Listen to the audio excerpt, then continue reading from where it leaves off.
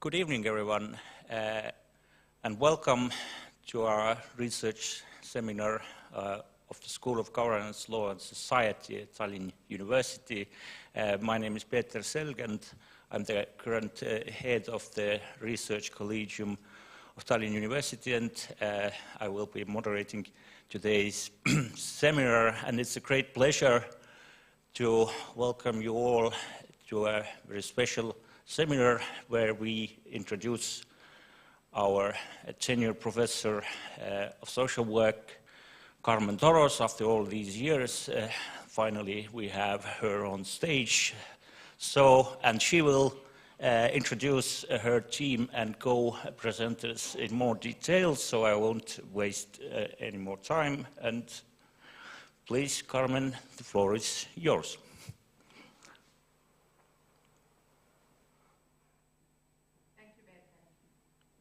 Hello everyone, those who are present here physically, and those who are watching us at YouTube, and those who will be watching us at some time because this seminar is recorded.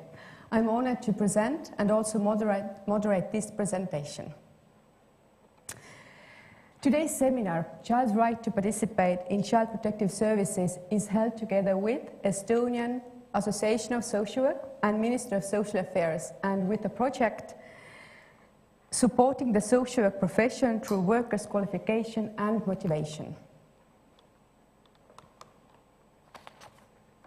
In this seminar, we will discuss important themes related to the book.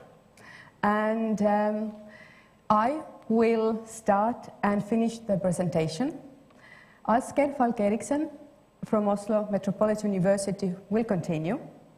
And my dear colleagues Ingrid and Koidu will also have a presentation, which I will conclude with some concluding words, and then we can have a floor for discussion and also some questions.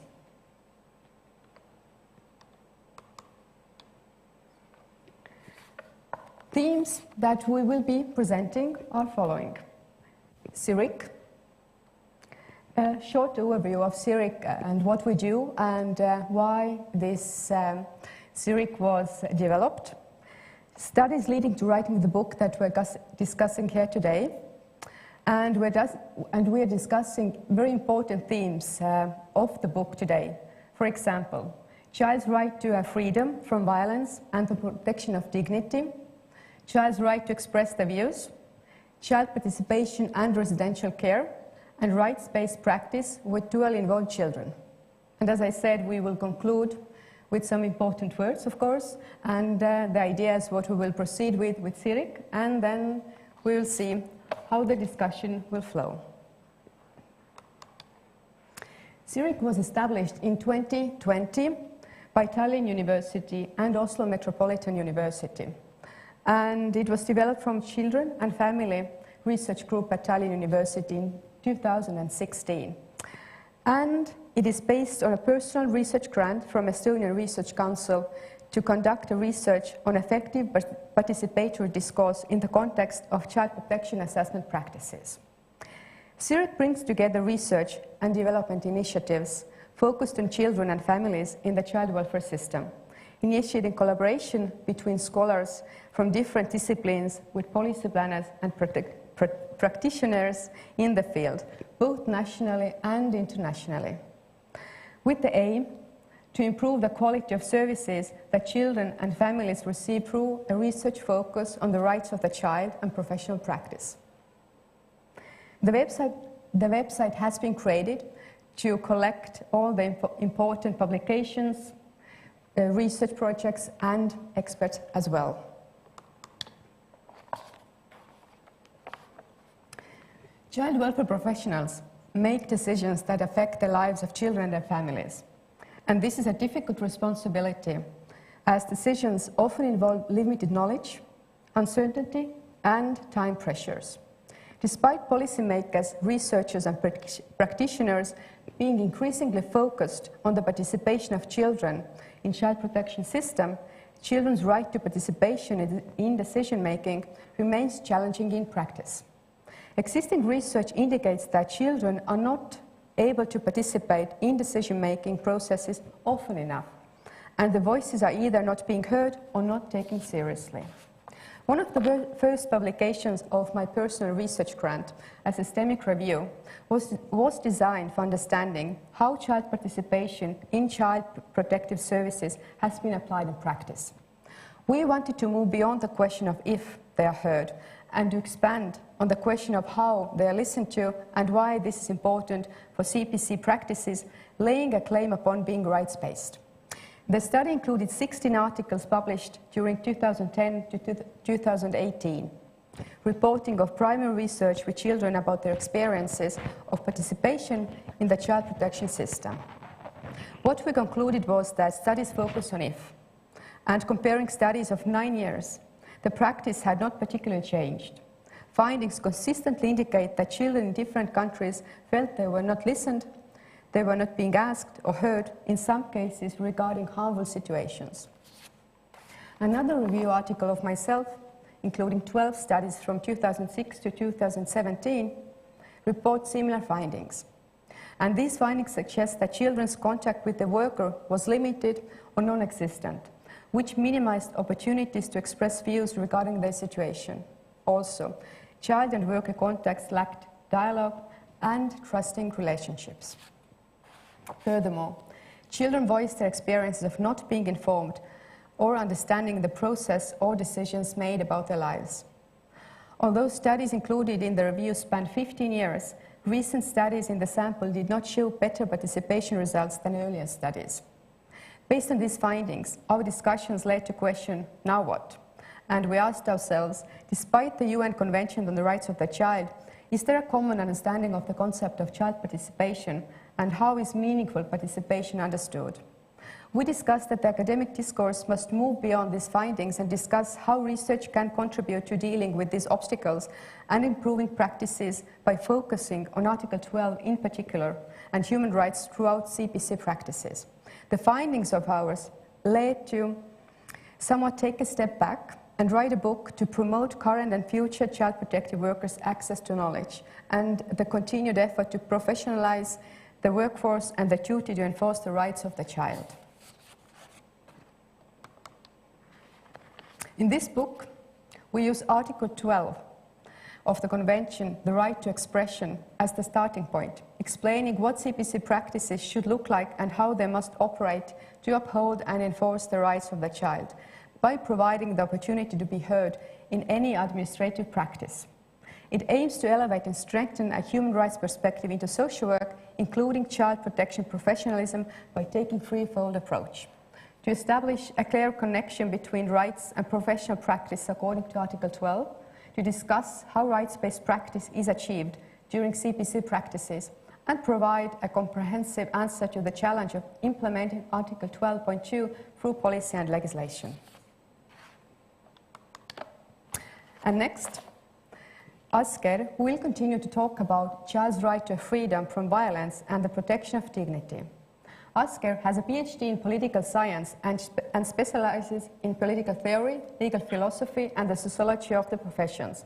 He has published multiple research reports on Norwegian child protection and further publications on the interconnection between child protection and human rights. Asker, can you hear me? Yes, I can. The floor is yours. Thank you. I will start my presentation. I'll just find the file. Thank you.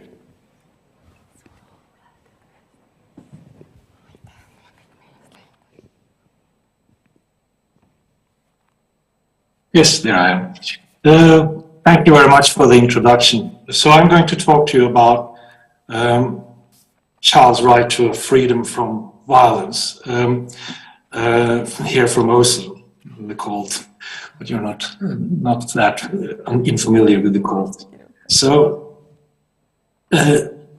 all nation states across Europe have formally committed themselves to human rights, to enforce them and to make sure each citizen has them. One such commitment is to the United Nations Convention on the Rights of the Child, the so-called CRC. It is a catalogue of human rights for children, and that carries a cosmopolitan normative imprint and has a global reach. Formally, children carry rights that their respective nation state has committed itself to enforce. However, If the promise of enforcing human rights is to be redeemed, rights claims of children must be met by a professional public service trained to accommodate them.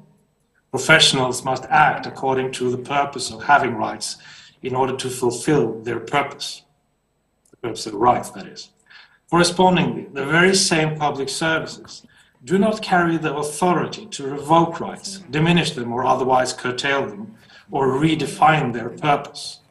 What is implied is that public services have a formal duty to answer rights claims on the merits of the normative backdrop of human rights, and especially whenever a child's rights are on the line. With this setup, it is warranted to argue that professional practices must abide by the rights of the child. Although rights are relevant across every aspect of the child's life world, what I will focus on here are those violations that Child Protection Services, the CPS, address on street level, and also that how Child Protection Services, whatever shape it takes, is more than other public services set to answer rights claims that somehow must be considered raised by children and where the child's basic rights often are in peril. Each child has, according to the CRC Article 19, the right to live a life with freedom from violence. And the child clients of CPS are always suspected of living according to some version of a threat towards such a right. And I put here parental neglect and parental incompetence into this term. And so developing professional practice in CPS become dictated by the normative bias that children have rights. Rights thereby becomes a primary challenge in developing institutional designs, public policies, and professional practices throughout public services. The challenge is quite big. Social work practices cannot infringe on the formal demands of human rights, nor the normative purpose of having rights altogether. To narrow down what rights-based practices entail, I will mainly focus on Article 12.2, which you see here, of the CRC, namely the child's right to express their views freely in matters that affect them, and more importantly, how that right works when administrative and judicial proceedings affect children, namely when CPS practices affect the child, which is what CPS practices do. Three reasons for picking Article 12. First, it is a right that is immensely important to qualify decisions to be in the child's best interests, which is supposed to be a primary consideration in every decision affecting a child as a matter of right. It is embedded in Article 3 of the CRC. Second, we know that CPS across countries have widespread shortcomings in both implementing and understanding how these rights work in professional practice. A third and a bit general note is that CPS practices cannot not abide by the rights of the child, so it is not a choice of the CPS. Child Protection Services, CPS, cannot intentionally nor unintentionally revoke human rights. A right is carried by the child irrespective of the CPS. Social work practices, as a dominating profession within the CPS, becomes dictated by the normative demands set by human rights in that regard. With regard to Article 12, the most widely used and common sense approach to this right is to refer to it as hearing the voice of the child, listen to the child's right to participate or something equivalent to that. This can easily bring in a narrow normative interpretation of what is formally stipulated by the right itself, and that it calls for a mere exercise of listening to what a child utters. Human rights, nevertheless, goes much further and much deeper than that. A basic principle of human rights alludes to the dignity of the child itself, namely that it is a freedom of expressing their preferred views in all matters that affect them because it affects them individually, as persons who carry dignity. It is not the mere freedom of expression, which is covered in CRC Article 13, but a matter of allowing children to express their views when administrative or judicial proceedings, court proceedings, affect them. And not in a performative manner, but providing information to the child, speaking to the child, to understand the child, and thereby understand better what the child expresses or would like to express. It's a matter of communication and establishing a fair communication. Connected to this, the respect a child deserves as a fellow human being, and by that I mean the respect embedded in the system of human rights, and that a rights-based system calls for respect for any individual because of their personhood and the invaluable character of their individual dignity, and that they are rational beings worthy of respect, although they are children that cannot utter a demand for such respect. This is the legal normative heritage human rights rests on, and which is, for instance, illuminated through Immanuel Kant and brought to the stage by numerous scholars of human rights. A key demand to rights-based practices is that the individual rights of children are distributed and enforced equally. This implies that for each rights claim raised, a fundamental principle of equality must be maintained, namely that rights are carried by each child equally and enforced in a non-discriminatory manner, where equal cases are treated equally and unequal cases are treated unequally. This Aristotelian insight is what the blindfold of Lady Justice is all about, namely that individuals who raise a rights claim should be treated equally unless their rights claim differ in ways that are relevant to meet the claim. And then these cases must then be treated unequally.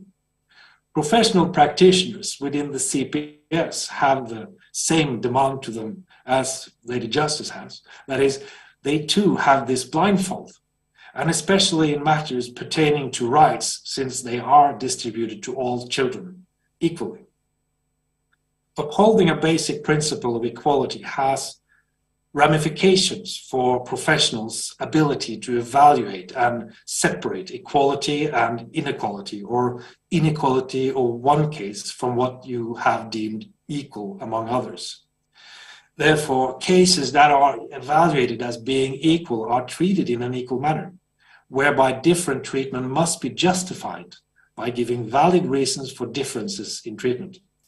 Equality thereby presuppose different treatment whenever cases are unequal, which they often are. In CPS practices, most cases have a unique flavor and are unequal.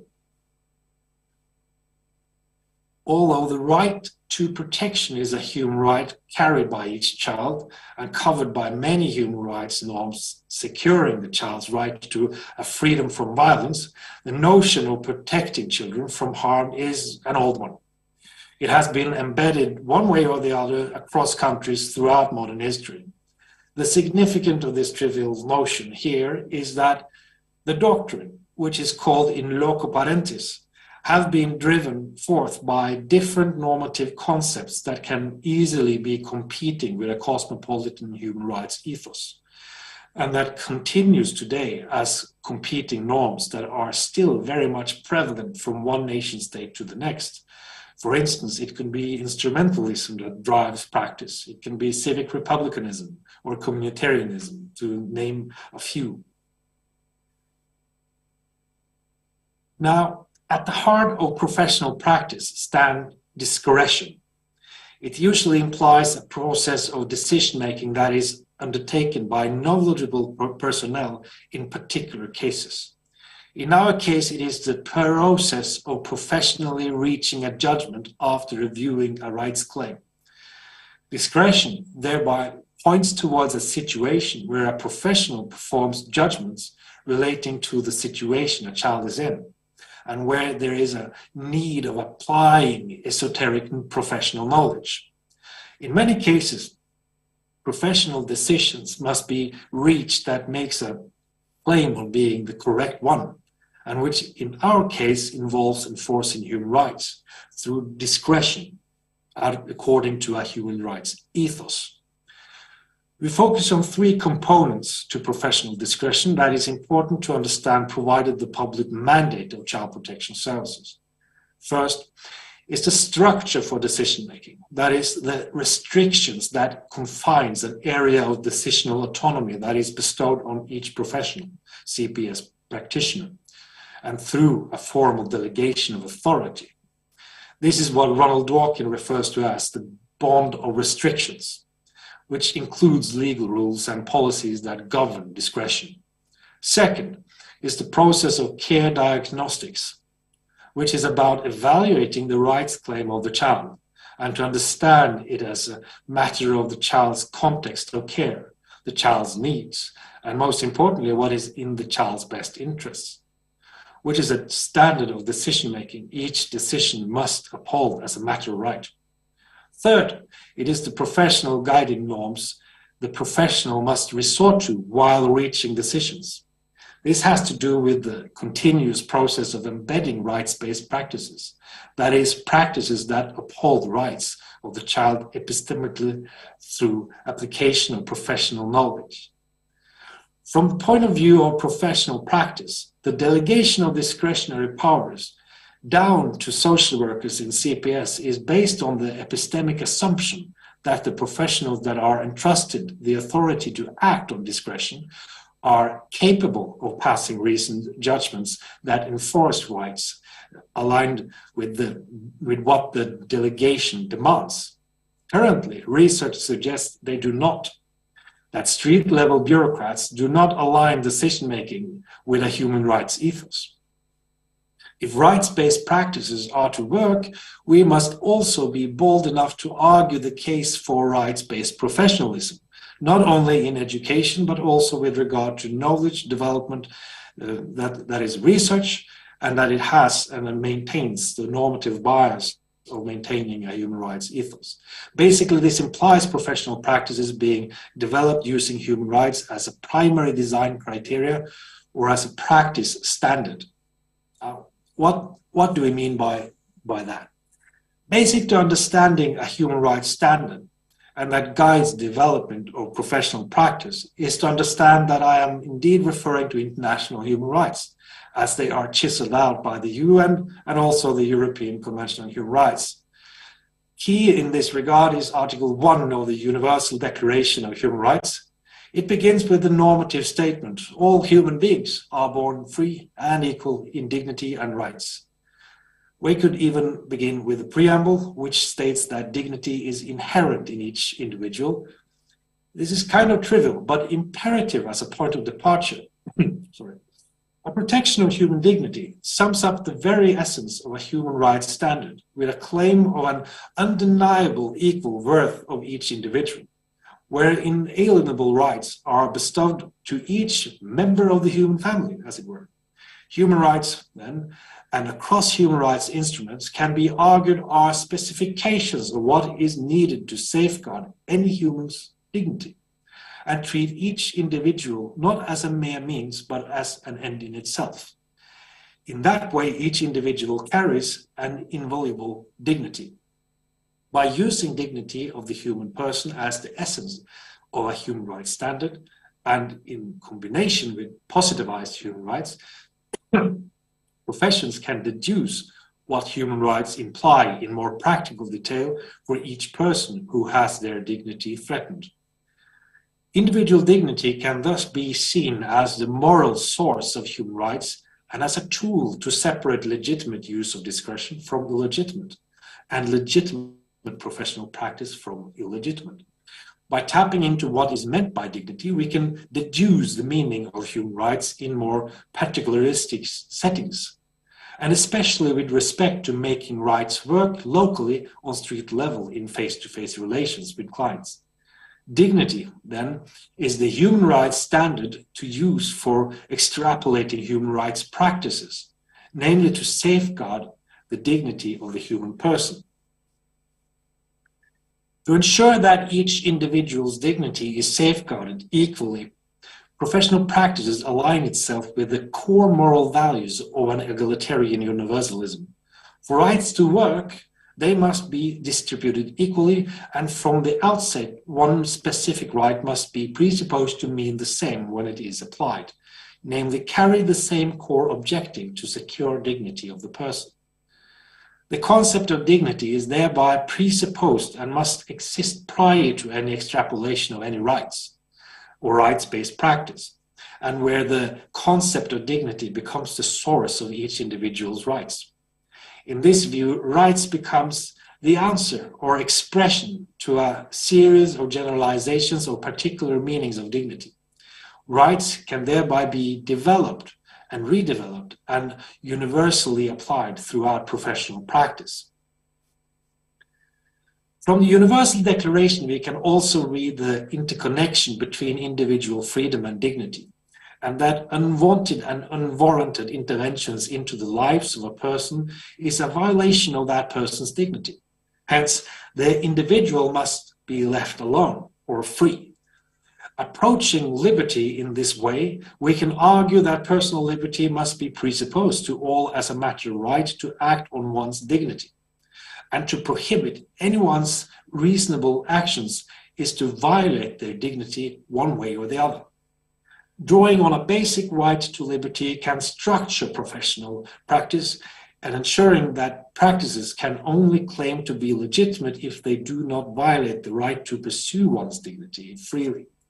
This is basically a Kantian insight, and it translates to the topic here as practices cannot unfairly infringe on a person's liberty without threatening the principle of personal liberty altogether, and then dignity also.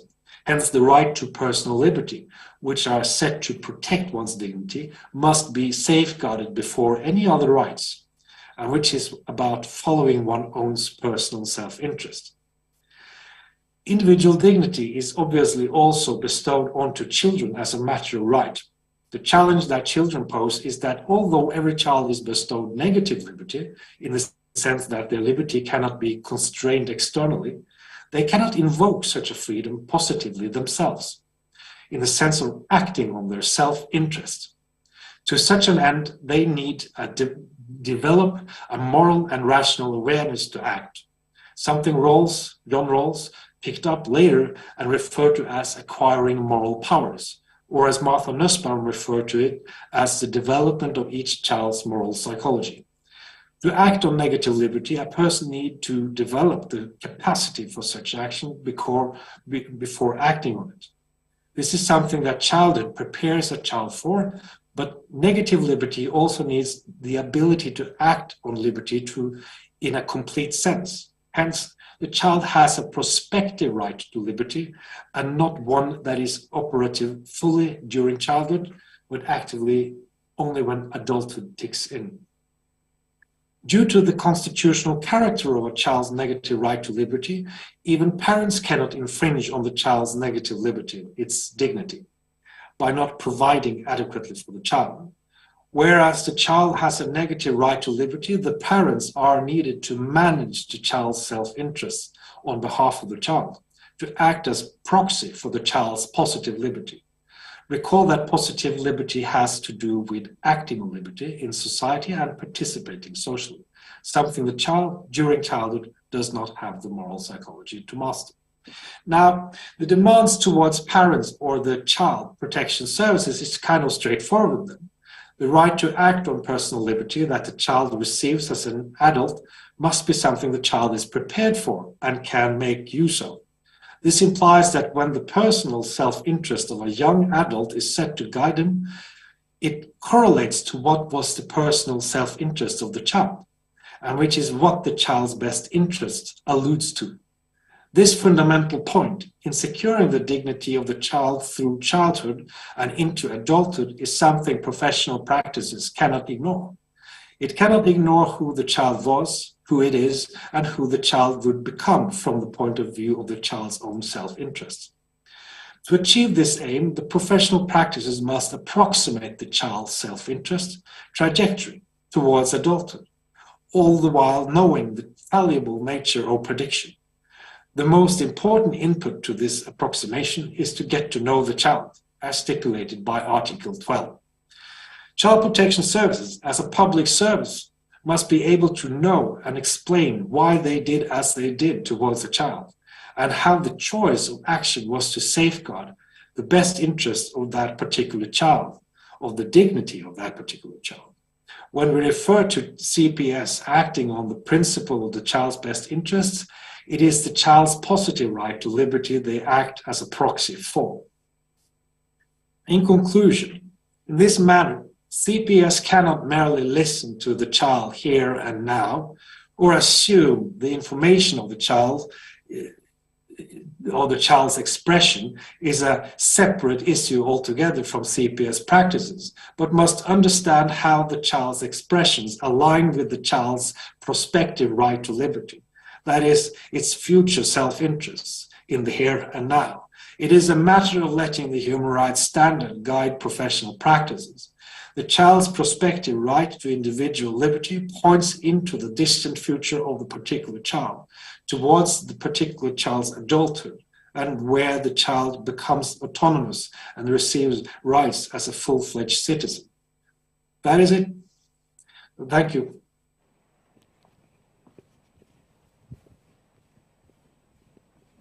Thank you, Asker. Human rights and dignity are the key words that we have somewhat neglected to discuss wider in relation to child participation in child protective services. So I'm really, really happy that you discussed this important topic today. And next, I will continue myself, and I will be situating the academic discourse. Well, I will myself tell what I like and what I like to research.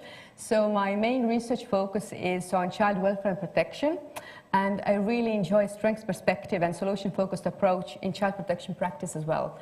And particularly, I'm interested in child protection assessment in children in need. So this is my main research area, and also child's participation has somewhat emerged regarding my interest. So first, I will discuss the importance of meaningful participation. Participation is a multidimensional process, and various child participation models are developed, either 3 or 4 component models. Those models emphasize that for participation to take place, interaction and dialogue with the child is required.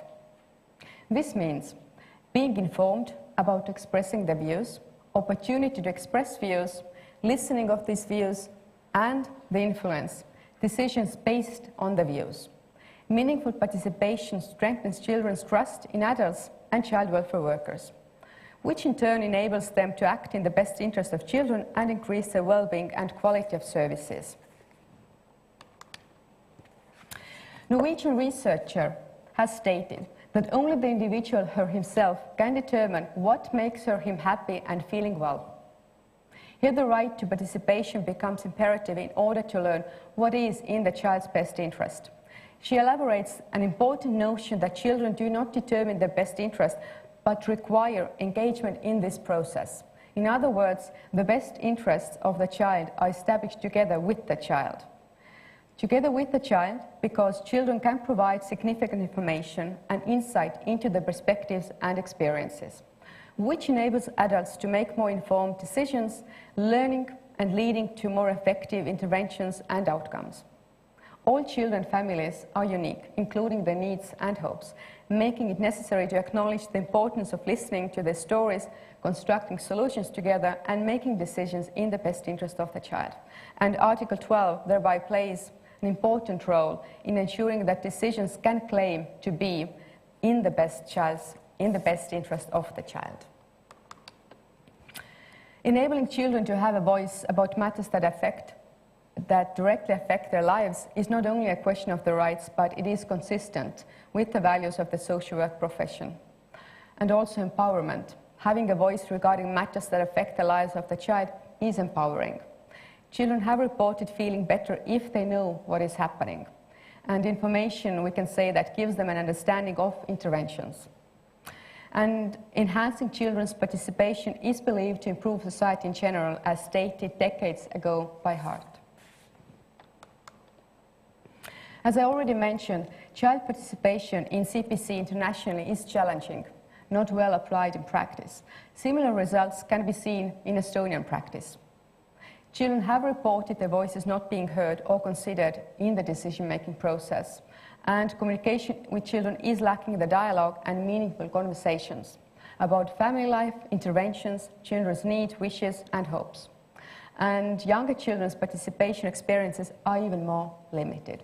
And that also what we concluded in our study in Zurich. And now, Ingrid will discuss about child participation and residential care. Ingrid has a PhD in social work, and her research focuses on the changing concept of child in Estonian residential care and systemic developments in the organization of substitute care. She is interested in topics related to rights and well-being of children separate from their biological families and the possibilities of supporting children's social connection and status. Please, Ingrid.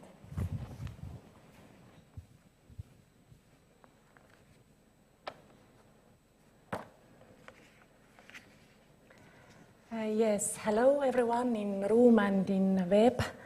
And my chapter and short presentation today is about child participation and residential care. And for a start,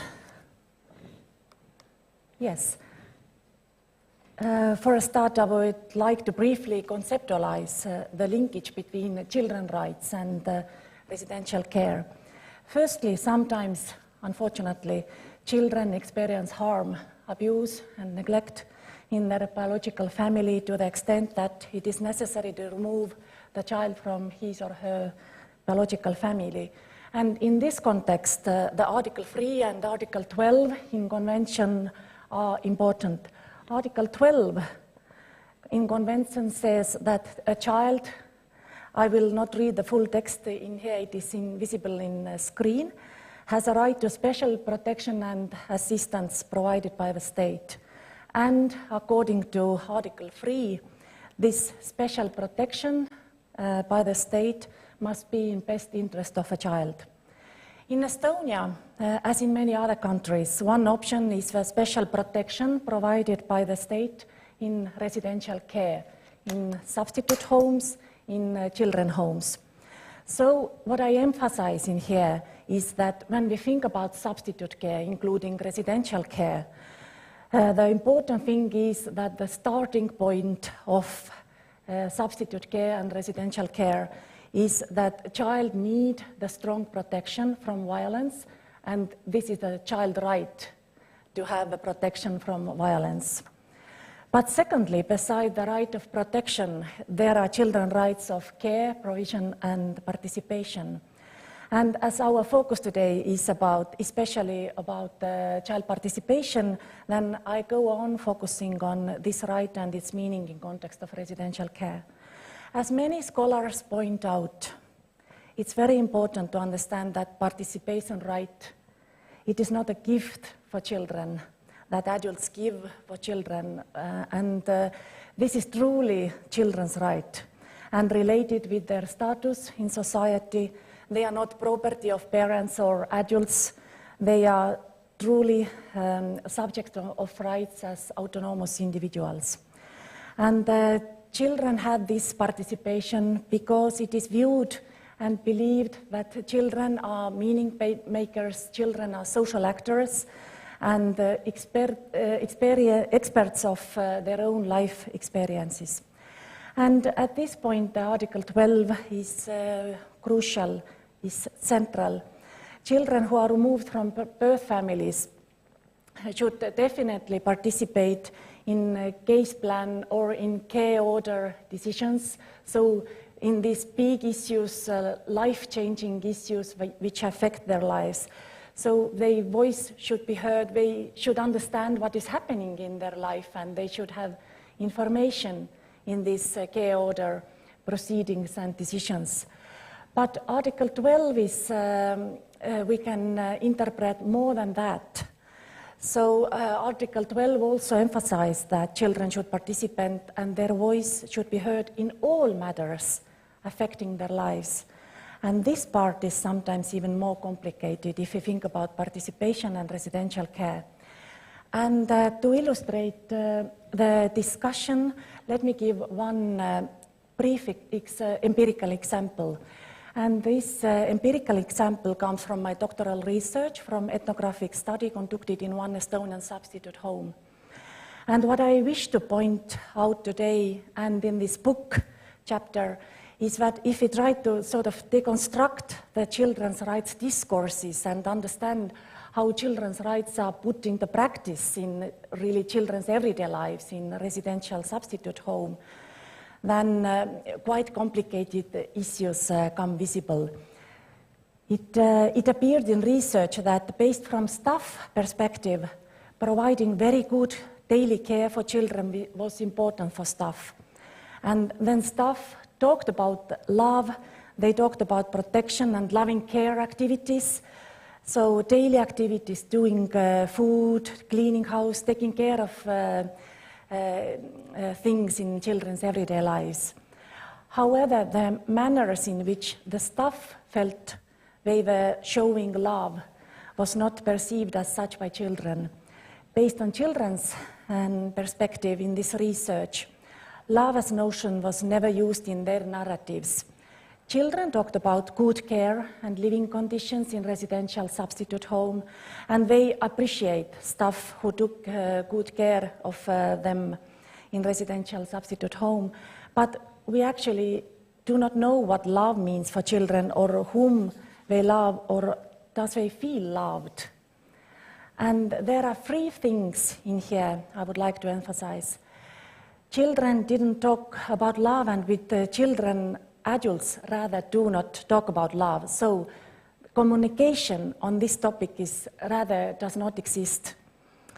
And if you think love is not only activity, love or being love is also a matter of human feelings and psychological needs.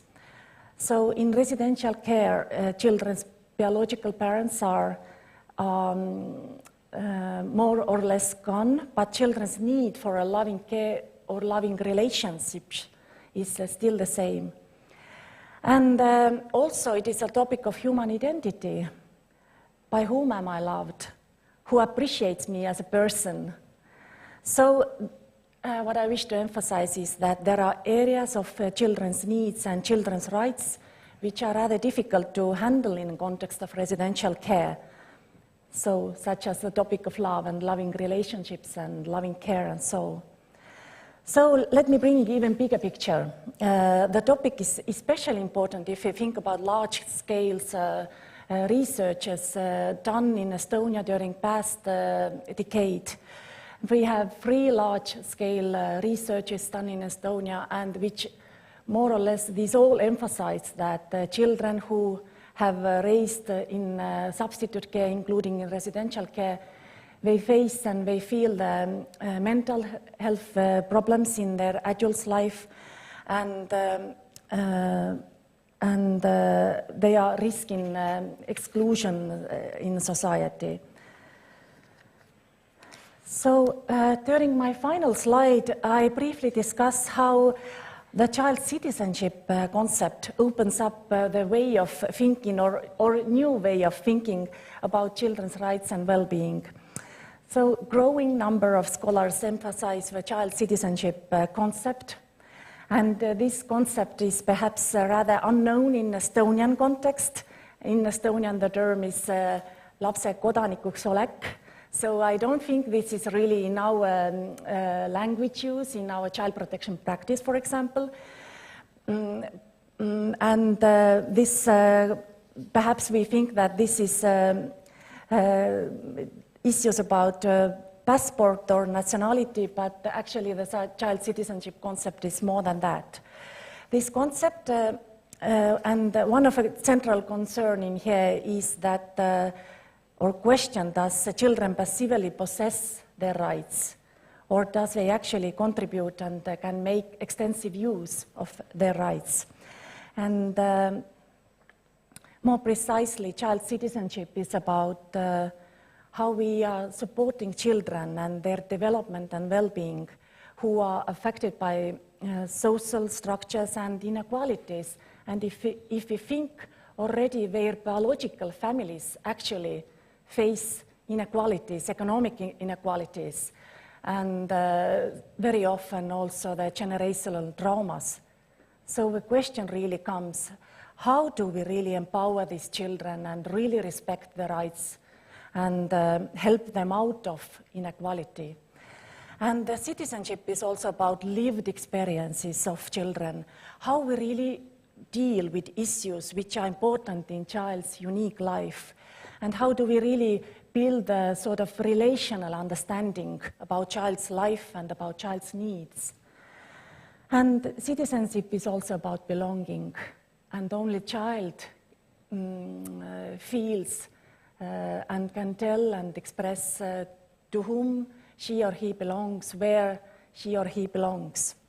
So this way of thinking calls adults to put their agendas back and really focusing on child and the child's life. So to conclude in here, if we really wish to put children's rights and participation right into practice, I would like to say really that first of all we need also child-centered policy, child citizenship-oriented policy. And the second one is that really the honest and sort of sincere communication with the child is important. So to start and hold a dialogue with the children and not treat child only as child in need or object of needs, but someone who is really capable and contributing in his or her well-being. And so, yeah, I thank you very much.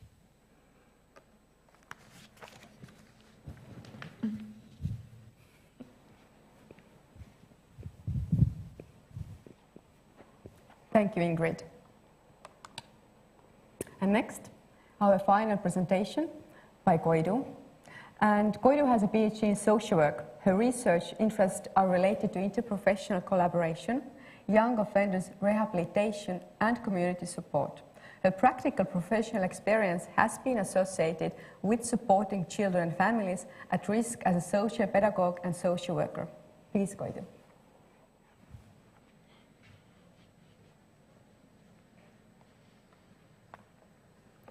Thank you, Carmen. Yes, I will talk about the sixth chapter of a book, The Case of Rehabilitation, Social Rehabilitation. Children's involvement in the criminal justice system is one of the largest social and societal challenges to child protection systems across countries. The impact of offences is wider, deeper, and more long-term, affecting the child's ability to cope in society here, now, and future. The timely and efficient support of children in need of assistance, including those who have already committed offences, is imperative to maintaining and enforcing their rights. Dually involved children have committed offences and are simultaneously receiving services from both the child protection services and juvenile justice systems. And they often go back and forth between these institutions and systems. Failure to provide adequate support to dually involved children arguably introduces a systematic and system weaknesses, which speak to a lack of enforcement of the rights of children.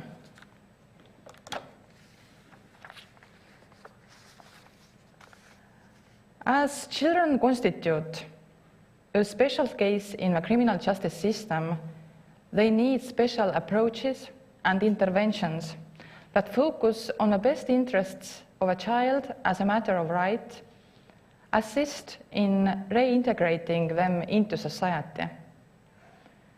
Ferguson points out the theory gap in the practice of children's rights in the juvenile justice system and the conceptual difficulty in reconciling the dual status and rights of a child as an offender.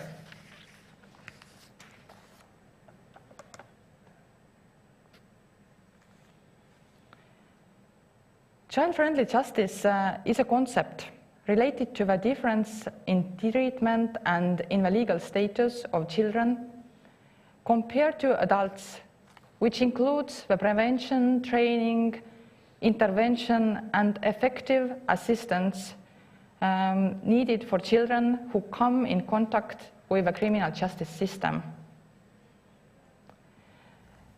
And the aim of the guidelines is to seek to ensure that the criminal justice system is always towards children, which implies special treatment for children, quad-children, no matter who they are or what they have done.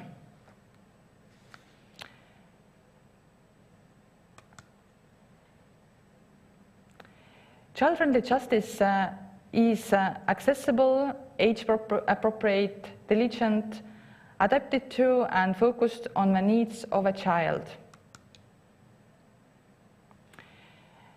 Central to child-friendly justice is respecting to the rights to due process, to participate in and to understand the proceedings, the right to a private and family life, and the right to integrity and dignity. The guidelines point out the 3 Ps, rights of protection, provision, and participation. These principles should be prioritized while the dually involved child participates in the social rehabilitation service, the components of which will be introduced in the next section.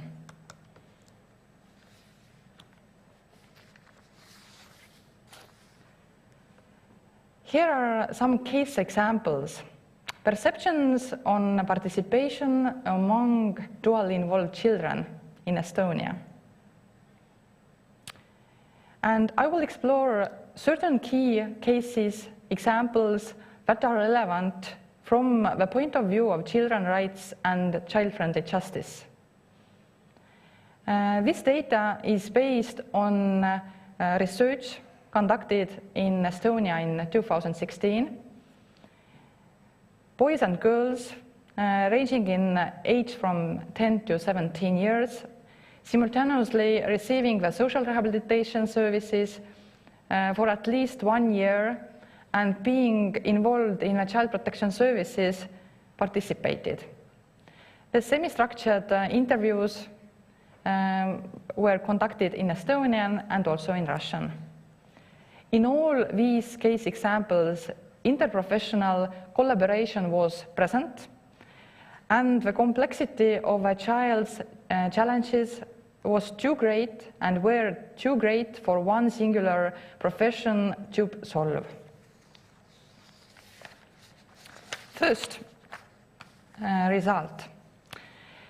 Importance of trust. Children tend to test their professional friends. Trust, therefore, becomes a precondition for children to take professionals' advice and guidance seriously. Children would thereby prefer to have professionals that recognize them as socially competent, relevant actors who can discuss and solve problems. Second result. Taking responsibility for one's own life and impact of friends.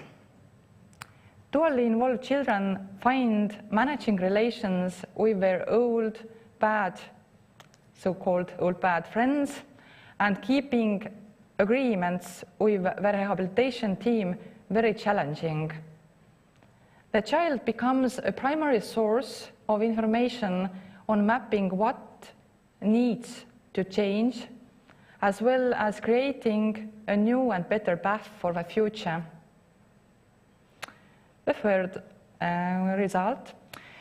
The context for participation must be perceived as safe. In most cases, so-called normal supportive network ties have been damaged and do not function in a helpful manner. The reasons vary, but the need is the same: to help repair or develop meaningful and important relationships as resources for children and families. The next result, the helper has to believe in me. Professional practice must be for the specialist to genuinely be interested in and believe in the necessary changes and to work together with a child to accomplish these goals set by child and with a child. The fifth result, complex and variable problems. Although their problems are complex, children participating in rehabilitation services need simple lives and simple solutions so that they have the greatest room to process their own choices on how to change. It is to be expected that children will become tired of accusatory attitudes and the bureaucratic procedures imposed on them, and they feel encouraged by the hopelessness they can perceive from the helping sector, non-systematic approaches, insufficient information exchange, and actions focused on problems rather than on building their strengths. So, for concluding remarks, how to improve participation for dually involved children in practice. Dually involved children have the additional burden of accumulated risk factors. They are struggling in the circle of destructive relations, negative influence by friends, uncertainty about the future, failures at school, constant negative feedback, bad habits, stigmatization, and so on.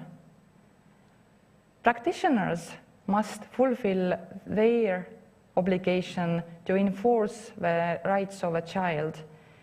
These issues also speak to a larger systematic problem wherein professionals are not prepared enough to ensure that children's participation is all-encompassing through administrative and judicial proceedings.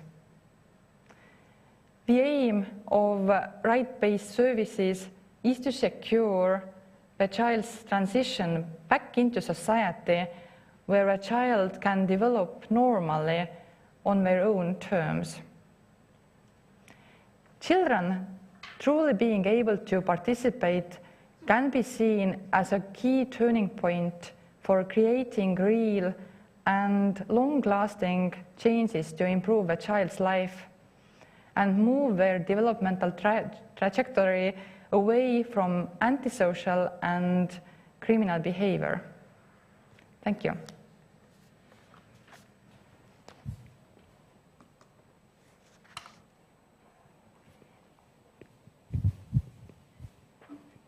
Thank you, Kaido. So, what have we learned?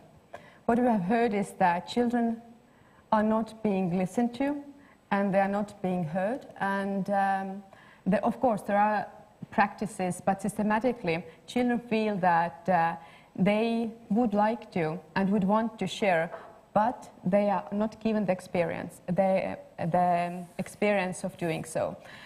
And there is no easy formula or an answer what to do and how to do it, but I would think that if we would start from engaging them from the start, listening to them with the respect, dignity, and being genuinely interested in what they're saying as experts of their lives, then I think that would be a start. But of course, there are a lot of different factors that support or hinder the participation, but still one important probably why we wrote this book is that let's start a discussion and find the way how can we strengthen the practice that children are listened to.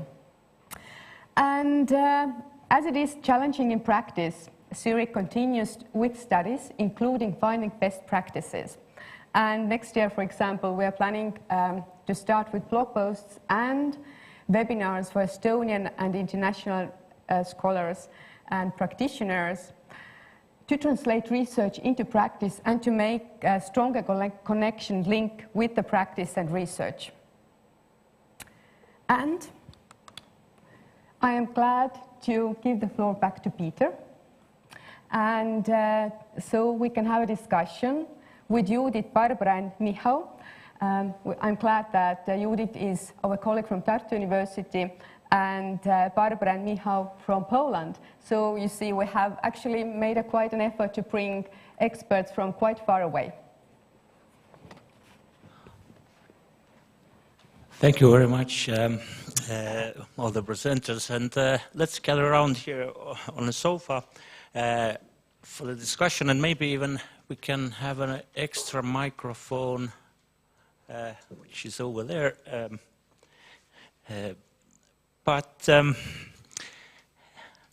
Okay, we haven't established the exact order of the discussions, but maybe we can take them in the order they're presented on the screen. Judith, can you hear us from Tartu? Yes, thank you for inviting me. I'm very, very glad to be here with you, and I would be even more glad if I could be in Tallinn. But great to see you all, and thank you for inviting me. Thank you for joining. So maybe we can receive some initial input for discussion, maybe something like 5-10 minutes, 5-7 minutes, and then we can take it further, move to other discussions over here, and see what happens then. Would that work for you?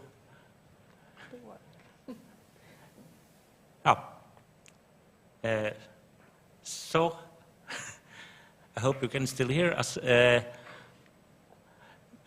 The floor is yours for brief comments on the presentations. So you're our first discussion. Let's, if it's fine. Sorry, I didn't understand actually. Okay. Should I start? Yeah. My comments. So, yeah. Okay, because when I look to you, you are somewhere there and don't see me. So, and I can see myself twice. So it is quite frustrating. No eye contact, yeah. But it's okay. So, congratulations. I read the book both in English and in Estonian. And it was very, very interesting. I learned a lot. And I especially thank you, Eskir, for your chapter about child and human dignity. It opened my eyes. I think it is really a very good framework, I think, to all other our researches and writings. Because now I understand that, in fact, yes, children need, what children need? Children need love, children need communication, children need food and participation and so on, and protection. Of course, they need to live and to grow up in peace. Of course, especially now, it is very, very actual topic. But I think even love is not enough. Even listening to the children is not enough, because loving parents can be very strict and they can even beat their children. And it doesn't not mean that they don't love them. Or loving teachers can cry to children, and so on, especially in our culture.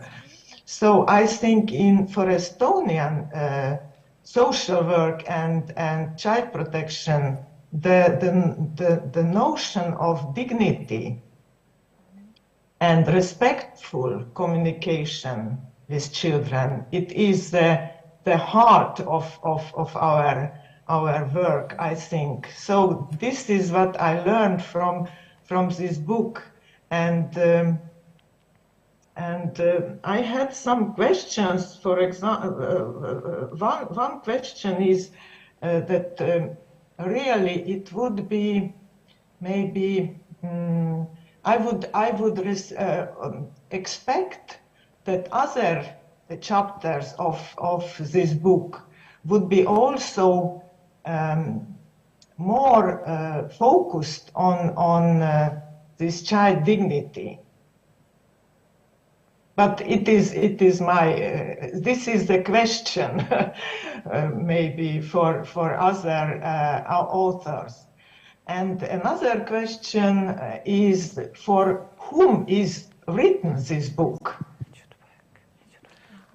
Okay, So, maybe who would like to respond? I can start. Carmen. think Okay, you maybe. can- Okay. I'm thinking, do I have? Is it working? Yes. Yes, Judith, thank you. And this is really important question, and it's a very good comment actually about this dignity, because as I also mentioned to Asker, that thank you for bringing this up, because that was also a new learning for us, because we did not set up while we started writing the book about dignity, and as Asker's chapters were the last ones to come, most important ones. And this is why I try to emphasize now after the book that this human rights perspective and also the dignity are really, really important. And as I said, I don't think that we have discussed it enough in Estonia, and that not much even, because before that book, before Asker was bringing up this subject, I don't actually remember that we have touched it at all so far, that it's actually out there and we discuss it like openly. So yes, this is a really important comment, that it should be in all the chapters and it should be in all the writings that we do, that this dignity is most important. And actually CRC has been over 30 years and today we discuss dignity. So yes, it is really a good comment, Judith, thank you. And we will promise to pay much more attention to that. And the second question you had, I can answer, I think also that,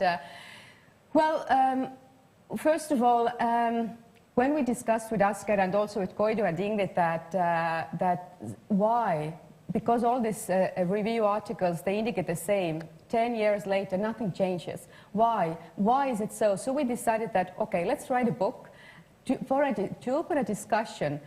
Do we understand what does it mean participation at all, and what is the context for it? So, and that's the idea of the book. So it's for social work students, it's for, I would say, also the law students, it's for social workers, child protective workers, but not only, everybody who is working with children and families, I would say. So, and that was the idea, that to open the discussion through the book and then continue further and find the most important topics in the book that needs to be addressed further. Because another thing, if I may add, it was when we translated the book, for example, in Estonian context, there were a lot of terms that did not have good translations, so we're still open for a discussion how to translate some of the definitions in Estonian, because that is really important. And I don't think we have paid much attention to this process as well, because what I'm hearing that my colleagues from UK, for example,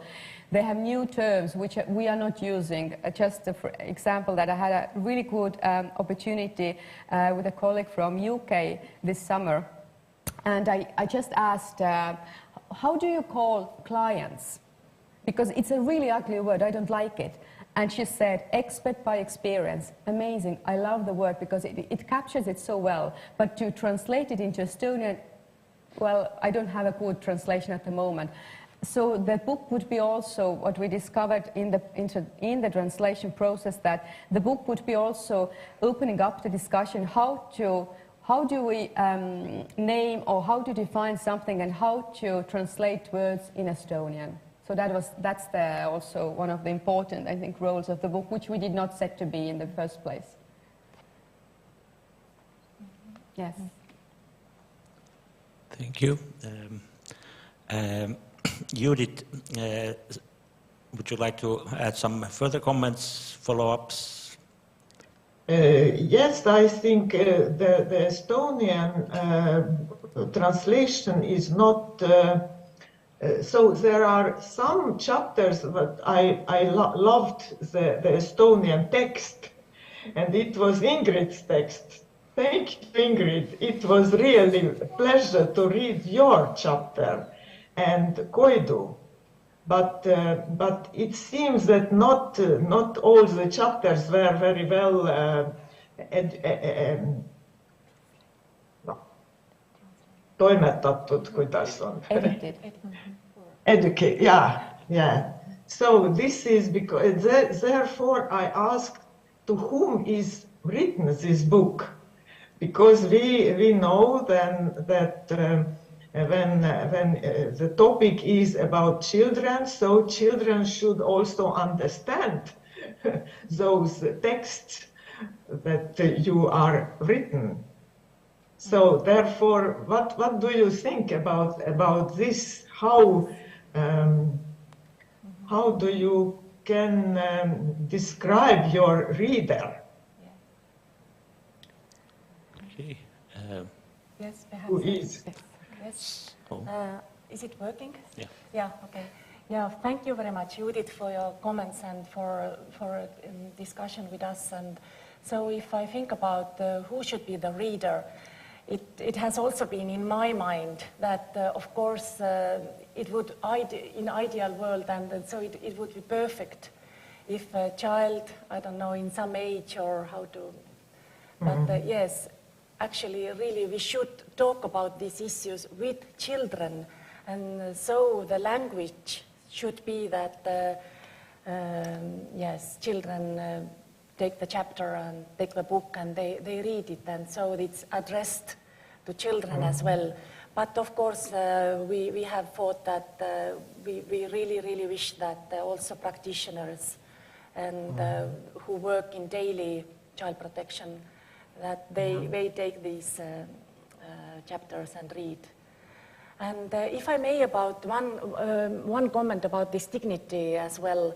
So I'm also really thankful because writing this book and these chapters with co-authors and with Asker and Carmen, and so also it brought this dignity concept for me as well, and I really started to frame my own sort of topics, this children's rights and residential care, also to link and to frame under this dignity concept. And I would like to add in here that for me, if I think about this dignity and children in residential care, then I sort of conceptualize this way that it's, I think, really important that, yes, if a child is separated from family, the child is in need, or we could even say is in danger. But it's really important, and this is, I think, related with dignity, that further on we don't view, and we have a concept of child as not as child in need, but a child who is capable, child who is, I don't know, mature enough, and child who is expert, as Carmen said. So, and for me, this relates with dignity, but to be honest, I have to, my thinking goes on with after this chapter about this dignity. Yeah. Yeah, to add something, but I'm absolutely agree that if I am also honest that it was a big challenge, because it was how to talk in one chapter only about chapter 12. It was something quite hard at the beginning, and in the beginning, and also it was learning process, and I think that that this chapter was very much also for me to just focus on the dually involved children and to go on with the topics which are not so much elaborated in Estonian research, and just one branch of child protection and child well-being research and studies, so that it was so much just learning process and just opening a window into this world, so that definitely we will continue with it. Yes, and may I add? And if I listen you, Koidu, in here, and yes, saying that learning process, so I really think that we also, the collaborative learners with children as well in here, nothing is ready and nothing is set. Mm-hmm. So we are in process and collaborative learners with practitioners and with children, I think. Yes, and I think that just for me, it is much complicated to write to child because it seems to be that, okay, I just make some caps look text and okay, simple sentences, but child is honest and asks, what is it? I don't think that I don't understand it, and so on. So that this is very critical target group what we are reaching in the future, near future. Thank you very much. Okay, and Oscar, you wanted to add something. Go ahead, please. Yeah. Yeah, first, thank you very much for your comments. And secondly, I would just tell you that in around May next year, there will be a Norwegian translation, so I look forward to your feedback on that one.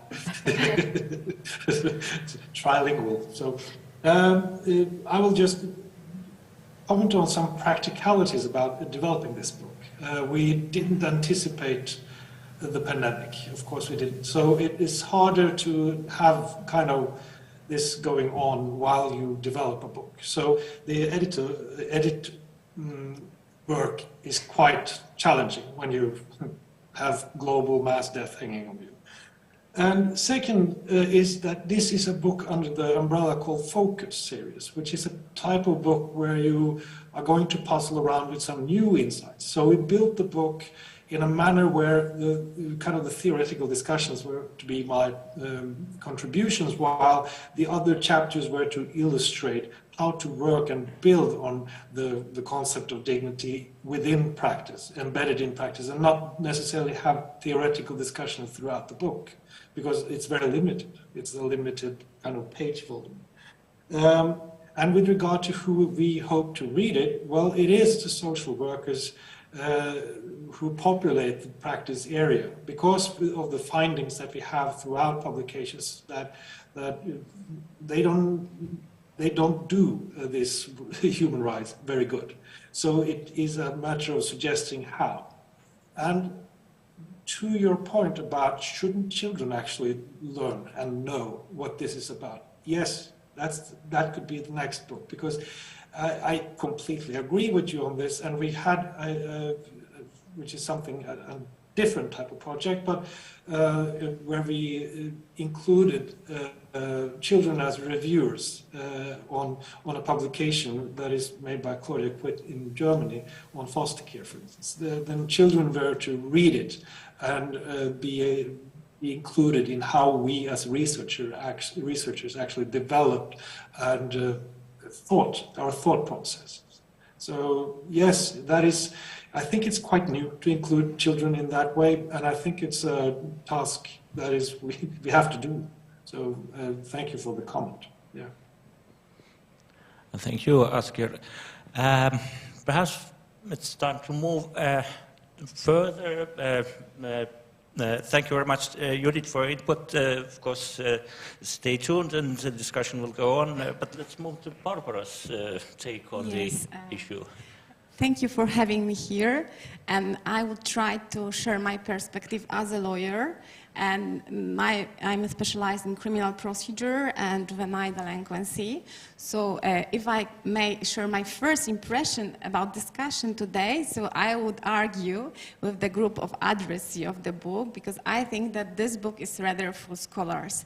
So I think that communication with children must be kept on different level, not that kind of research could be shared by a book. So you can organize some workshops with children to share with them information that, first of all, which is the most important part, the common denominator of the book, that the human rights are the rights of child, which is not quite given by adult parents, but they are authorized to have them, to cherish them, and the parents and adults must help them to know the rights. It's first, and it is also the task for scholars to make their children aware about their rights.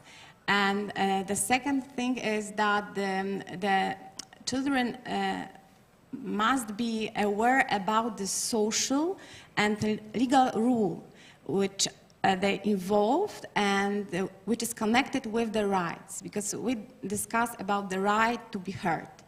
But obviously it means a different thing being a child in care, when it is a child being victim of the situation, victim of the care situation with some struggling in the family, and different situation when it is a child who is offender, as Koidu told in her chapter, the perspective of this particular rule. So I would say that it must be stressed the situation of the child. It must be starting point, because we cannot discuss about the fundamental right in general. It is always attached to a special situation. And I wanted to point my general observation as a lawyer from this book. I had many of them, actually, but some I would like to share right now. The first very important impact for the lawyer from the chapter of Carmen, it's that the process of meaningful participation of child in this procedure of decision-making is that it is this whole process. It's not a singular event, which is for the lawyers mostly like series of events, but not a procedure. It means that very often there are different persons involved in the same procedure and not one who is collaborating with the family and the child. So this is a very practical approach, and maybe it must be addressed to the lawyers to improve this one person in touch. And the same observation was when I learned the chapter of Ingrid, it was inspiring to me when you discuss about this loving care situation, because it is a core aspect of the right to be heard by a child. I just thought about the situation, what is a precondition to be loved in this artificial situation when you are not anymore with your biological parents, family, because they are in situation of love because they are parents. It's a starting point of founding a biological family. So this assumption that there is love, maybe not, but assumption is made that biological family create a space, loving space for the child. Maybe it's an assumption that could be undermined in real life, but this is assumption. So I thought, what is a precondition? So it would be my question to you, because in my opinion, if I may share, the precondition of being loved, creating this loving care situation, is be accepted. And first, to be accepted, you must be heard, you must feel free to express yourself, and then feel being accepted by someone who is in communicative process with you. And then it is starting point, because you must learn how to love in this artificial situation. And if I may, I would like to also share my observation about the language, because I learned the book in English. So my observation was that probably the book have been written in English. So it is like, I would praise you for the language, so I hadn't problem with understanding of any process. Sometimes, maybe it is good, I can say this as a lawyer, because as a lawyer I'm trying to write by myself, my words, because this is a terrible problem with translation of legal vocabulary. It is better to prepare something and then improve it instead of sharing your work with translator, which is extremely tough. So it is my experience, but sometimes it's good when you are not very sure about the notion to provide a definition. Like you, Karen, in your chapter, you provided the small definition, how you understand the assessment process. And so it is also the very good point of communication, because as far as I know, the lawyers work and all over the world. It is also something like legal European English, so it is not the English of native speakers. So it is always good when you prepare something by your own and then share with addressee of book. It would be the meaningful process of communication in this way. So this is my first comment, and the first question to Ingrid, if I can. And maybe I would ask also Koidu whether you would like to present the core feature of this friendly justice system for child. I mean, it will be a tough question because it is tough for the lawyers, how to create the position of the victim. Because when we deal with offenders, with adult offenders, you have this focus on the victim situation to make a reconciliation, remorse on the side of offender to enter into mediation procedure with victim, whole restorative justice approach. So how to promote this approach when it comes to juvenile delinquents? How to insert victim in the procedure. I must say that in Poland we have procedure with juvenile offenders without victims. Only in the case of mediation it could be a place for the victim. The worst situation is when the victim of offender is another minor. So how to protect the minors against minors or on the situation of collaboration. It was also what you shared with us in the book about networking. Networking, how to, because it is also the step when you are in the situation with some connection. I had the impression that you argued only about the bad influences, but sometimes this is a bad influence from the point of view of offender. So how to prevent the networking, previous networking against a young offender, juvenile. So those are my questions. Thank you. Yeah. So, Ingrid. You got first question. Yes, so yeah. So first of all, I'm quite happy that if I think that you are a lawyer, so that this chapter raises questions in a multidisciplinary field, yes. But but your question that what is precondition of being loved? I think this is a very difficult question, of course, and I agree that yes, being respected. I mean, with connection of being heard. Yes. This is what I wish to emphasize: being heard, and precondition is, I agree, is being respected, and this dignity is behind in here. But what I sort of deal, if I speak and write about this issue, is my concern in one of the things is how to harmonize the care. So the protection and care with participation, and how so love and loving care is not this. Love and being loved is not only the care, yes. So course, yeah. So this is one of the things, and really to be continued in here, really.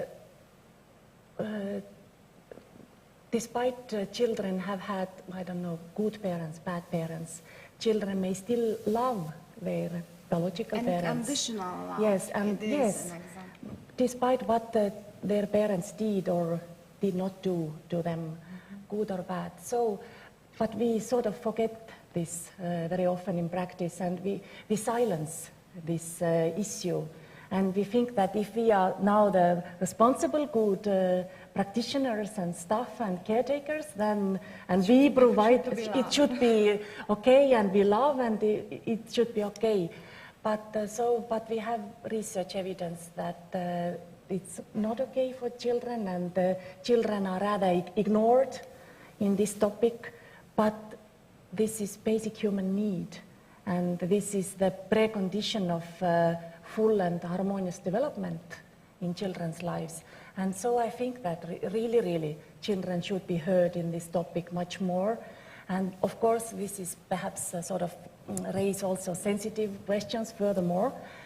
So, and also why this is important topic, I think this is one of a key topic. If you think that, as I mentioned, we have 3 large scale researches done in Estonia past decade, and all these researches continuously emphasize that despite of improving the objective well-beings and the houses are better and so on, but children face mental health issues, loneliness, and risk of exclusion in their adult life.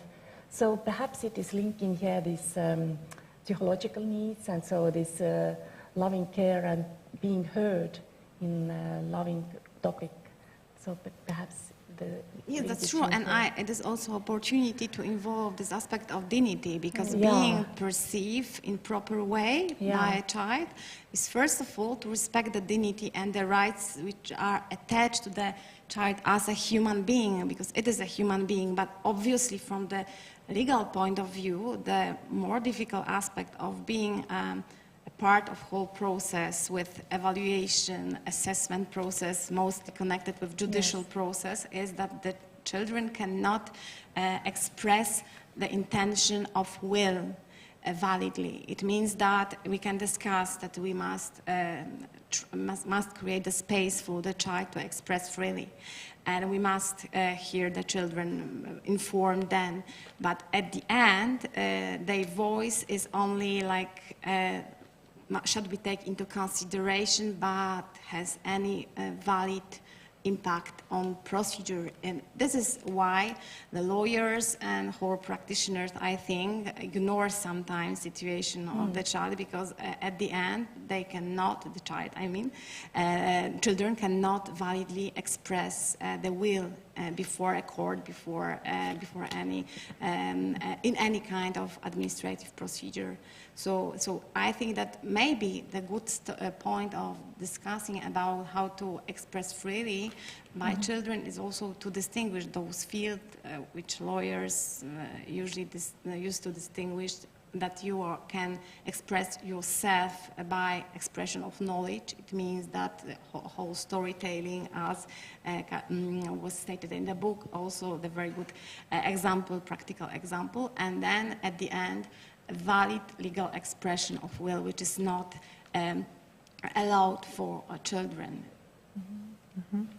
Yeah, no, I also started to listen to you, because it is also, I think, if we are talking about juvenile offenders and dual involved youth, then the basis on this safe environment, when what kind of conditions they have had when they grow up, and they are growing still up, because also with protective and supportive services, we are currently working with empirical data from the field that if even very perfect and good services are provided, then if child will go back into this not changed situation, then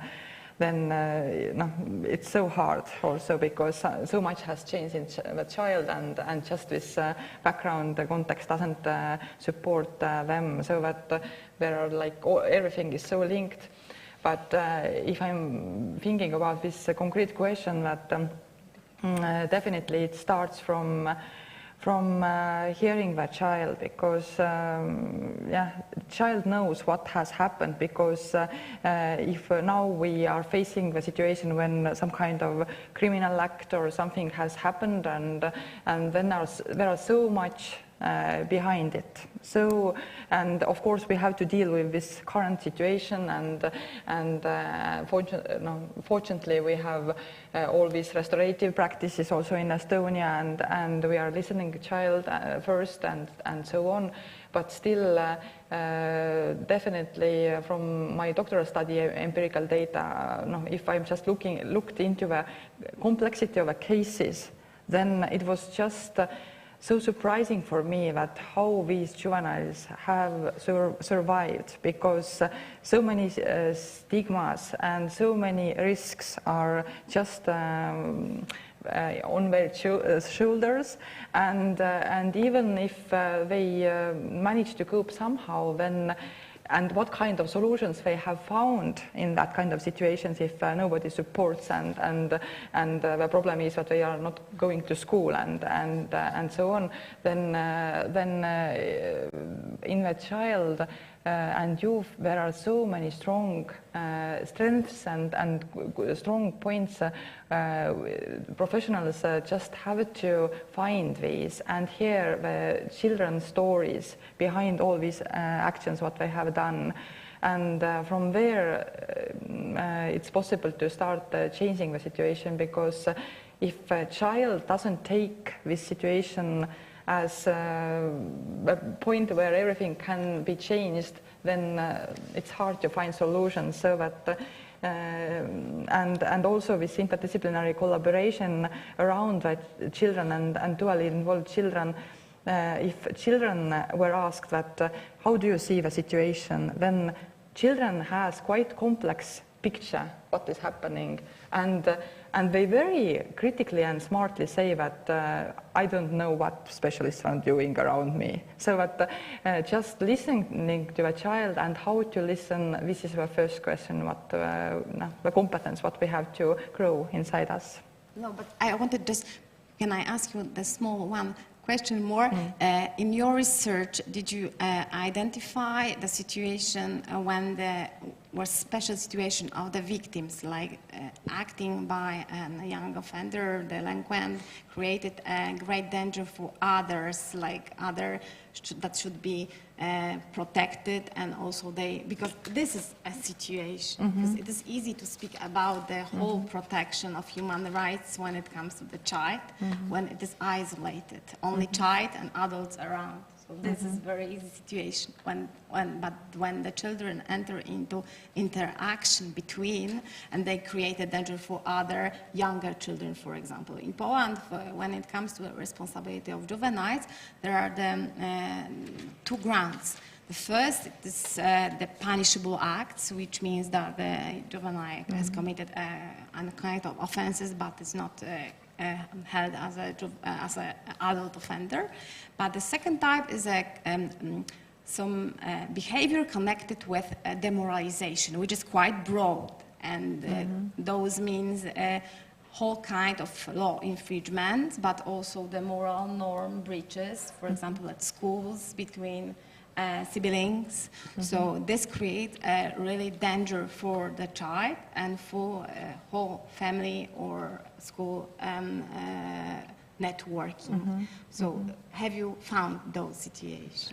To just think back, I didn't have that kind of research question, and I didn't get that kind of data from my study, because focus was in this interdisciplinary practices.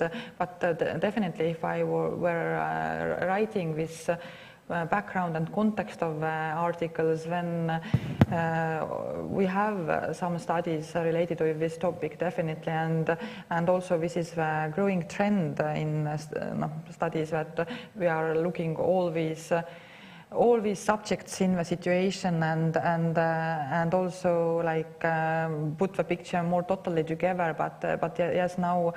I was quite happy that I reached to this point that I already, in addition to specialists and parents, I also got the chance to ask children, so that, and also documents, and just it was one piece, and definitely there are also this topic should be studied more, but I didn't have this data. But I'm asking, I can make one last statement, because it is very important.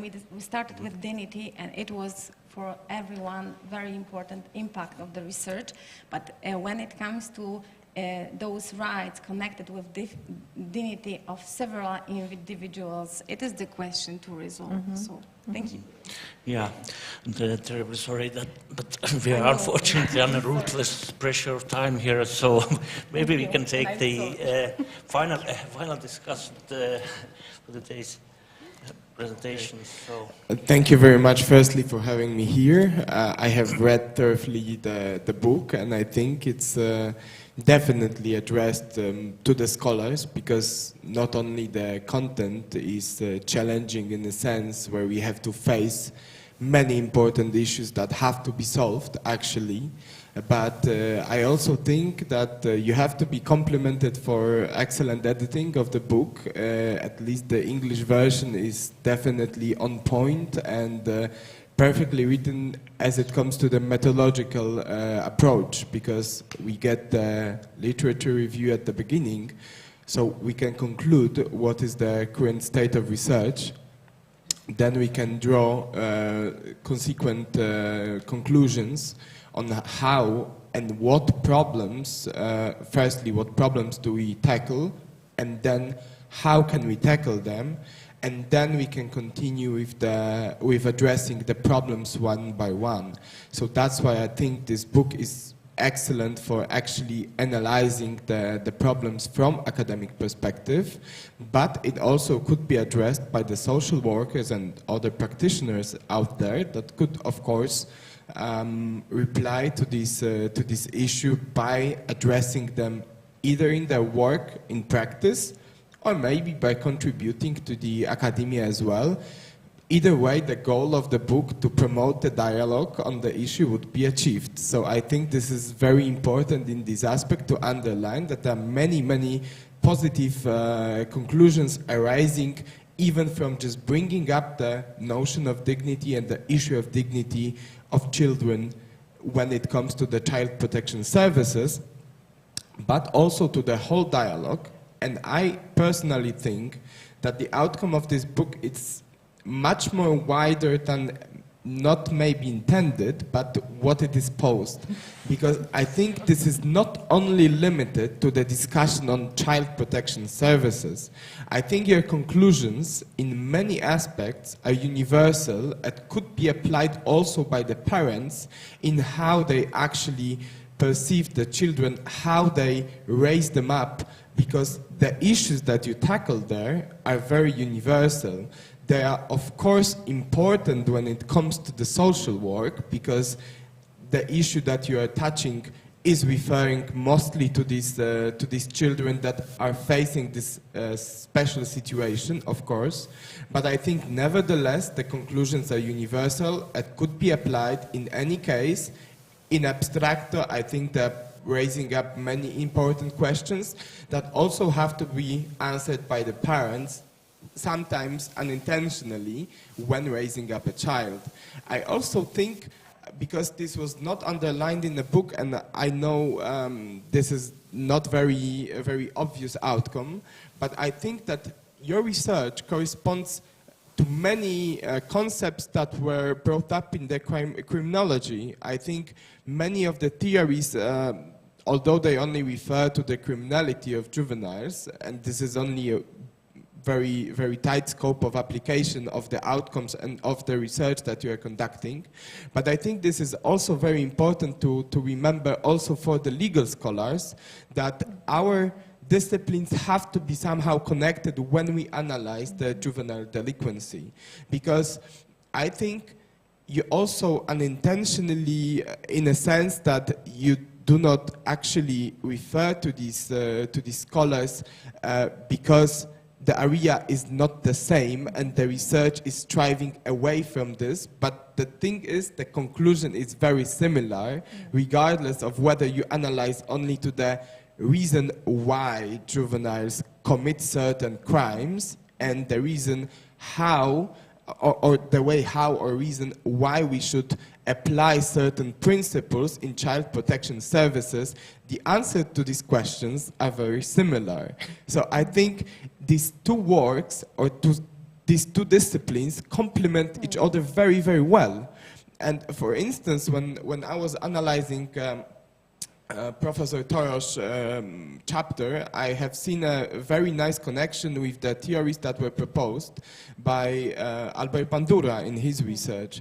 I think this is very connected with an issue on how do we actually perceive the obligations and the authorities of the adults on the way that the children later behave, because what Bandura has researched was actually how the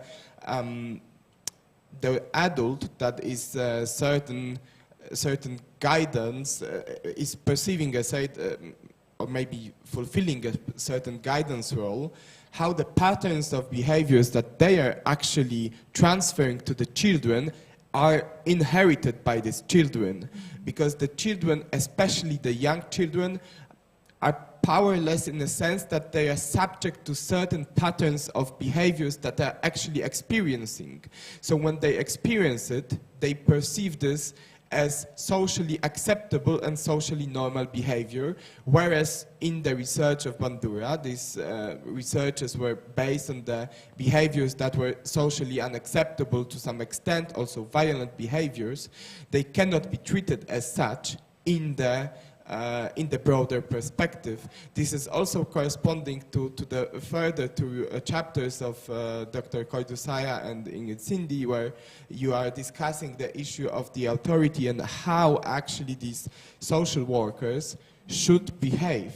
Because I think what you are presenting us is a certain pattern of behaviors on what behaviors will give us the best results in not only raising up the children that are placed in protective care, for instance, but also how they would promote the best connection and then the best incorporation of the kids that are placed in a specific situation because of certain conditions that appeared in their life, how to incorporate them best to the society and how to cohabitate together.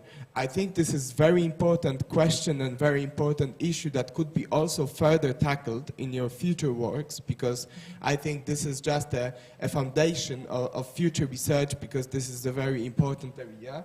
And I would like, after this short introduction and comparison, go to two very simple questions, maybe three simple questions. I would start with Ingrid first, because you have answered the question of Professor Janusz Pol, but I would like to ask you on the issue of love once again, and I would like to ask you, could we somehow substitute that love in the worst case where we cannot achieve the state in which the workers could create a certain loving relationship with the children?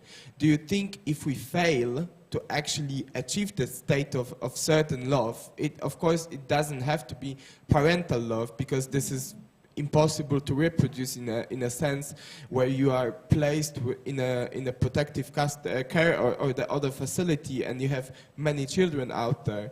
But are there certain behaviors or certain actions of the workers that could substitute that love and fulfill their role of their social role equally well?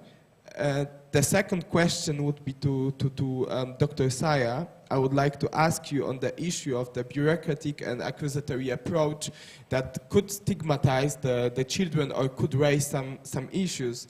So I think what you present us is a sequence of certain actions in status quo. And do you think that if this sequence, which materializes that bureaucratic approach that could be also accusatory, is it wrong in principle and to the entirety, or just certain chains of these sequences should be corrected in a sense that even when we implement this bureaucratic approach but modify it in a certain chains of this sequence, it could be still applicable and it could still fulfill the social role that we attribute to it very well? And lastly, I would have a question to Professor Toros, because when I was reading your chapters, I had an impression that you create a certain perception of what we have in the sequence of these problems that you present. So we have the people, the performers who have to take care of the children, the social workers. We also have specific tools, so the way how they do it, and also there is a bureaucratic approach that we have been discussing. You also mentioned in the paper that sometimes these workers prioritize the procedure more than the children. And actually, I would like to ask you a question, because you pose, rightfully so, the children, their dignity and their rights, the fundamental rights that they have as a value. But do you think in the current status, the social workers perceive as a value more that procedural way, more the procedure itself as a value and a way, a thing, an end goal that has to be achieved, and the children values, the children dignity only as a tool to achieve that procedural effect more than what it should be as you present in your paper, and what could be the way to actually change this state of affairs. Because I think this contribution that you put is very important, and the diversification of what we actually understand as a tool and what we understand as a value. But do you think in the current state is it a little bit twisted and it should be corrected? And maybe what is the way to achieve that state? Sorry for the difficult questions. I know it's easy to ask them, but easy to ask and hard to answer. But I think they are very important to our discussion here, and I'm looking forward to the answers. If I may, I will start. I will try not to take a lot of time to answer it, but you are totally right about, I will comment also your commentary, that also the perspective that actually parents should be reading it, and maybe it's in too many difficult terms, but in sense, writing my chapters as a mother, I was thinking as a mother, how would I be as a parent, not only as a scholar as well. So I think, yes, there are a lot of things that parents also should think of to raising their children. And also, another thing, okay, I will answer the question of procedure, yes. You are totally right about the way how social workers operate is they're just too much stuck in procedures. But also the system has given them so much pressure what to fulfill that they are actually, I think I would describe them working as machines. Probably they would think, and they do think, that I need to talk to a child, but it's like a tick in a box because they don't have simply time. And that's what they say, I don't have a time. And also I don't have specific tools. But, you know, you can learn the tools and you can talk, but then they say, I don't have time because you have so many forms, you have so many databases you have to do. And this child gets lost while doing that. So I do think that, yes, it has to be changed 100%. How to do it, I think there should be less forms and more, and going back to the roots of social work, talking to a person. Just talking to a person, and the procedure should be supporting social workers, not making it more difficult. Just, you know, I'm talking to a child and then I'm going back to my office and I have to write it down somewhere, and then it takes a lot of time. So there should be, today we are so much advancing technology all over the world, and we have so many, we could create so easy tools to support social workers, how to talk to a child. You know, you take an iPad, you have apps, and you play with the child, and maybe you ask one question and then you role play from there, and you learn much more than you have 100 questions you need to ask. So I am 100% sure it is too much bureaucracy, too many forms, rules, and social workers, they need rules, but not for everything, because there has to be this room to be flexible with the child, to learn from a child. So yes. Yes, thank you for your question. And so could we substitute for love? So as I understand this is the question.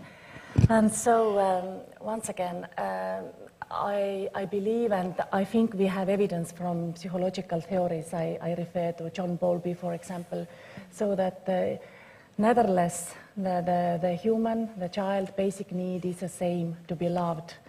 And in residential care context, the parents are more or less gone in children's everyday lives, but they,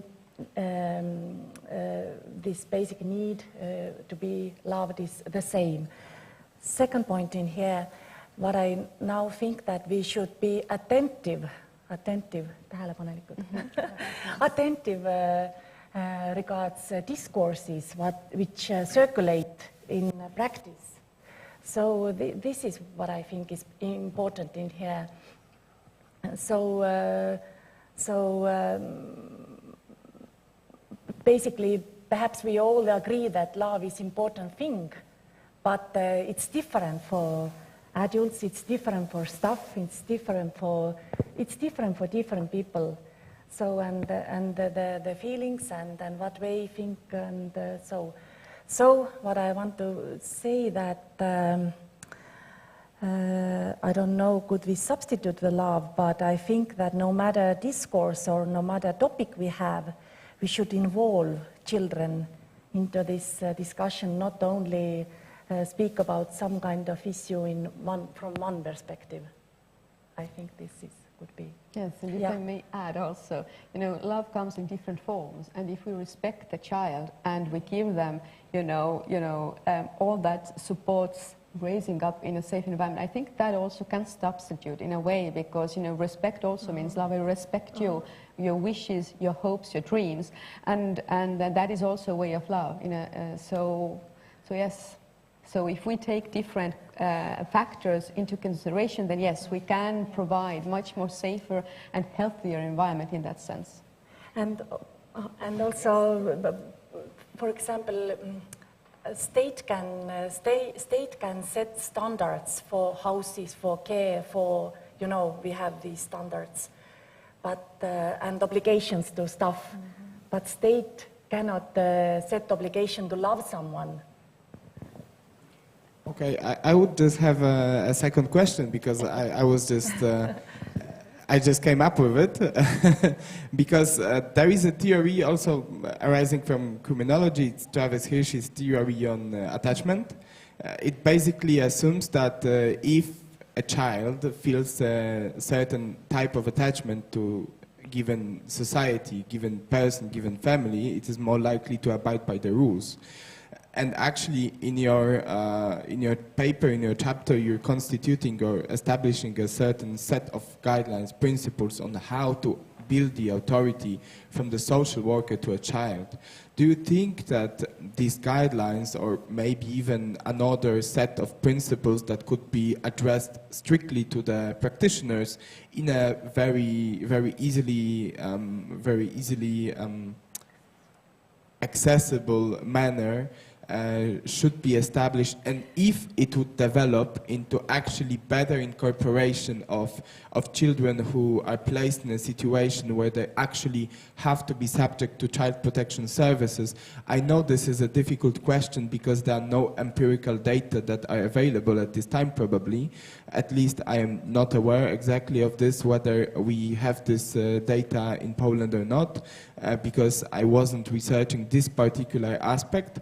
But I think we could maybe assume or drive from previous conclusions that you have made a certain remarks on this, and actually assume whether it could be, we could risk a statement that it could also enable these children to adhere to the society a little bit more and realize their potential to the higher extent.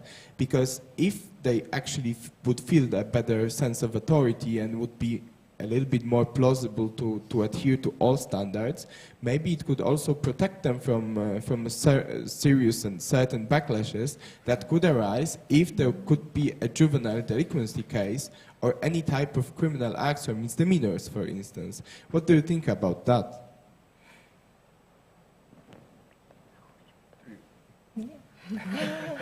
I already had several. Sorry, if I understood your question, it's a kind of sense of authority and yes. Balancing the authority between practitioners and children.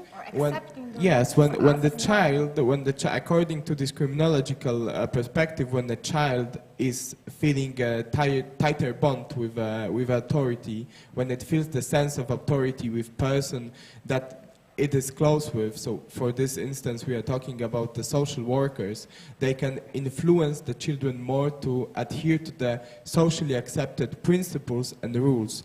In this aspect, it was analyzed when it came to the children or juvenile delinquency and the criminality, but do you think it could be analyzed in a wider, broader perspective of achieving some social goals or educative goals, and could be developed a little bit further into establishing a necessity for building an authority between the social worker and the children, and it could give actually tangible results in achieving the goals that the children may have, and not only limiting it to the criminal law or criminal field in general. The key notion is internalization of social and social norms and social goals.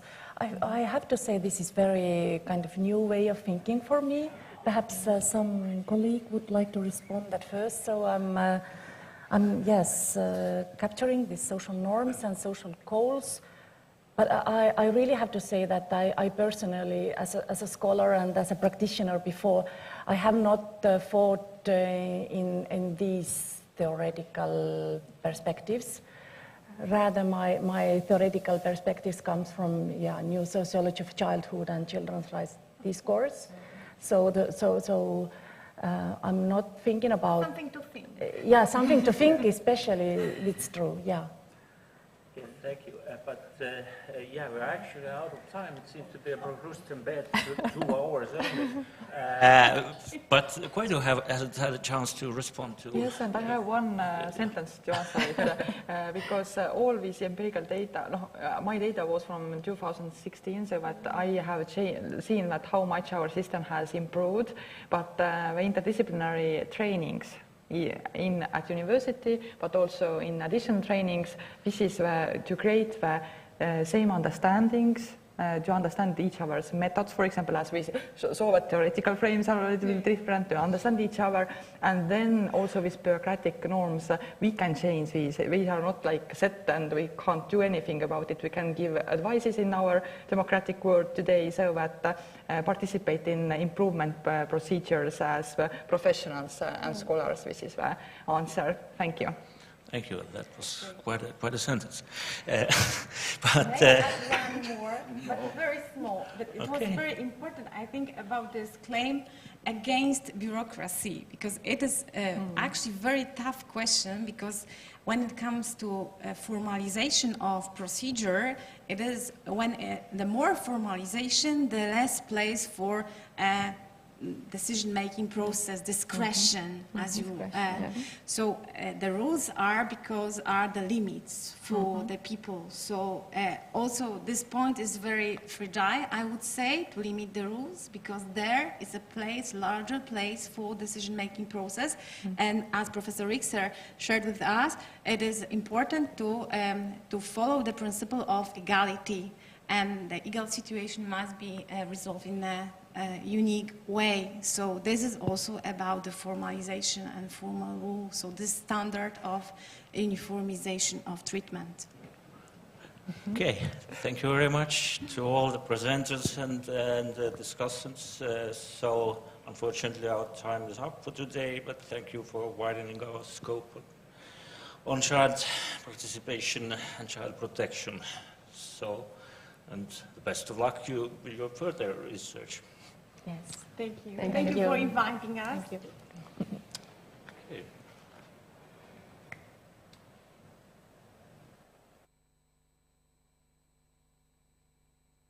You could not react to those questions.